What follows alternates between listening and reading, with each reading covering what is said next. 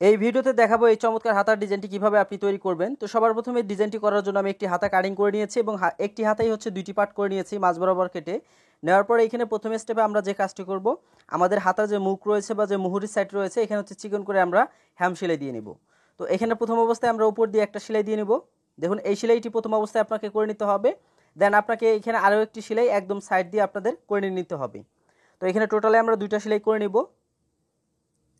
তো এই সেলাইটি করার পর এখানে এক্সট্রা সুতোগুলো কেটে নিতে হবে। ঠিক একইভাবে একই মেজারমেন্টে আমাদের দ্বিতীয় যে পার্টটি রয়েছে এটা কিন্তু একটা হাতারই হচ্ছে দুইটি পার্ট। এই দেখুন এরকম জয়েন্ট ছিল, আমি এখানে মাঝ বরাবর কেটে নিয়েছি। এখন এই পার্টটা হচ্ছে এখান থেকে আমরা এটার সমান করে হচ্ছে মুড়িয়ে আমরা সেলাই দিয়ে নিব। তো দুইটা মোড়ানো যেন একই সমান হয় এই বিষয়টার উপরে খেয়াল রাখবেন। তো এখানে আমি একটি সেলাই দিয়ে নিচ্ছি এবং আরও একটি সেলাই আমরা এখান থেকে একদম সাইড দিয়ে দিব, অর্থাৎ মাথায় মাথায় আমরা দিয়ে দিব। তাহলে আমাদের দুইটা হাতায় হচ্ছে একই মেজারমেন্টে একই মাপের হচ্ছে আমাদের দুটি সেলাই পড়ে গেল। তো এভাবে হচ্ছে সমান করে নিয়ে নেবেন প্রথম অবস্থায়। এরপর আমরা এটা এদিক থেকে সোজা পাশে বা উল্টো পাশাটা দেখে নিব। দেখার পর এই সাইড থেকে হচ্ছে আমরা একটা সেলাই দিয়ে নিব। যে পাশে আমাদের জয়েন্টটা ছিল, যে পাশে থেকে আমরা কাটিংটা করেছি, এই পাশে থেকে হচ্ছে আমরা 1 ইঞ্চির মতো একটু কাপড় রেখে আমরা এখানে একটা লম্বালম্বি করে মার্ক করে নিতে পারি। নেওয়ার পর এটা বরাবর হচ্ছে আমরা সেলাই করে নিব। তো আমাদের এখানে কুচিটা পড়বে এখানেই। তো এখানে সেলাইটা অবশ্যই সোজা করে নিতে হবে আপনাকে। তো এখানে একটা সেলাই দিলেই হবে, এক্সট্রা সুতোগুলো সুন্দরভাবে হচ্ছে কেটে নেবেন। তো এখানে এক্সট্রা সুতোগুলো কেটে নেওয়ার পর এটাকে হচ্ছে সোজা করে নিয়ে নেবেন। নেওয়ার পর এটা উল্টো দিকে নিয়ে আসবেন। তারপর আপনার যে সেলাইটি রয়েছে এটা মিডল বরাবর হচ্ছে এভাবে ফাটিয়ে নেবেন। নেওয়ার পর এখানে যে কাজটি করতে হবে সুন্দরভাবে ফিনিশিং করে নিতে হবে।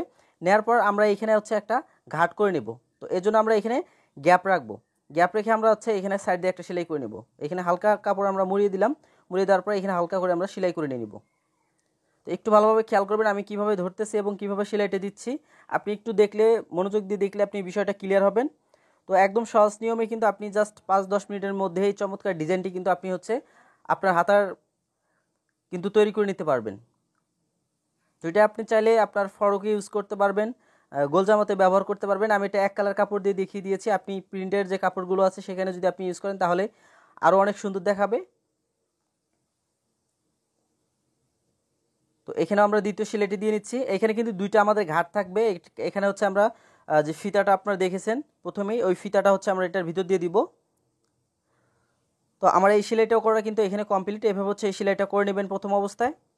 নেওয়ার পরে এখানে সুন্দরভাবে ফিনিশিং দিয়ে নেবেন। এক্সট্রা যদি পার্ট থাকে তাহলে এখানে সুন্দরভাবে সেটে নেবেন।